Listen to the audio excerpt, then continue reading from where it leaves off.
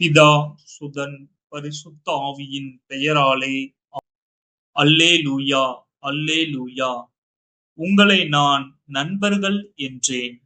ஏனெனில் என் தந்தையிடமிருந்து நான் கேட்பவை அனைத்தையும் உங்களுக்கு அறிவித்தேன் என்கின்றார் ஆண்டவர். அல்லேலூயா. நீங்கள் ஒருவர் மற்றவரிடம் அன்பு கொண்டிருக்க வேண்டும் என்பதே என் கட்டளை.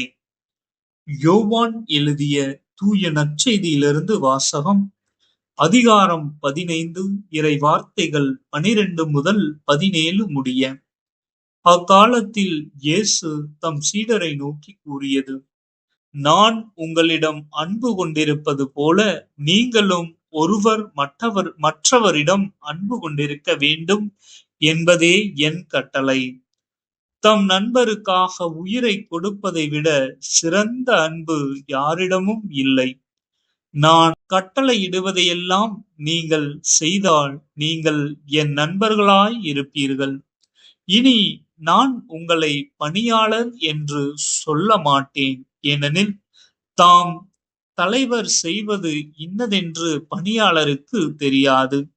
உங்களை நான் நண்பர்கள் என்றேன், ஏனெனில் என் தந்தையிடமிருந்து நான் கேட்பவை அனைத்தையும் உங்களுக்கு அறிவித்தேன். நீங்கள் என்னை தெரிந்து கொள்ளவில்லை, நான் தான் உங்களை தெரிந்து கொண்டேன்.